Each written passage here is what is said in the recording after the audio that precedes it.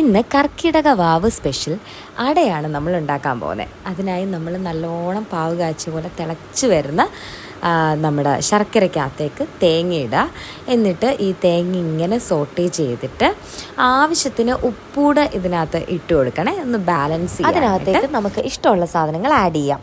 Dry ഫ്രൂട്ട്സോ നട്ട്സോ അങ്ങനെ എന്ത് വേണമെങ്കിലും ആഡ് ചെയ്യാം. നമ്മൾ അവൽ ആഡ് ചെയ്യുന്നുണ്ട്, അത് നല്ല ടേസ്റ്റ് ആയിരിക്കും അവൽ ഇതിനകത്ത് ആഡ് ചെയ്യുമ്പോൾ. ഇനി ഇതിനകത്തേക്ക് ഒരു നുള്ളു ചുക്കും ഏലക്കാപ്പൊടിയും നമ്മൾ ആഡ് ചെയ്യുന്നുണ്ട്.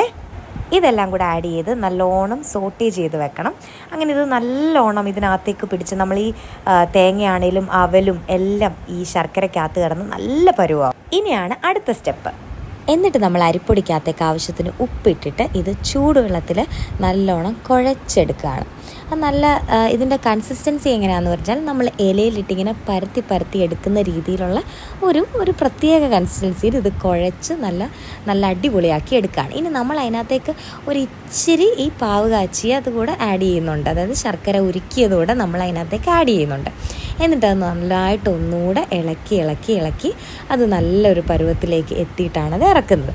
ഇനി നമ്മൾ നല്ല വാഴയില എടുത്തിട്ട് അതിലേക്ക് ഇങ്ങനെ കൈ കൊണ്ടിങ്ങനെ ഇതിങ്ങനെ പാകമാക്കി എടുക്കുകയാണ്. കയ്യിൽ ഇതിങ്ങനെ വെച്ചിട്ടാണ് നമ്മളിതിങ്ങനെ ഷേപ്പാക്കുന്നത്. ഏത് ഷേപ്പ് വേണമെങ്കിലും ആക്കാം.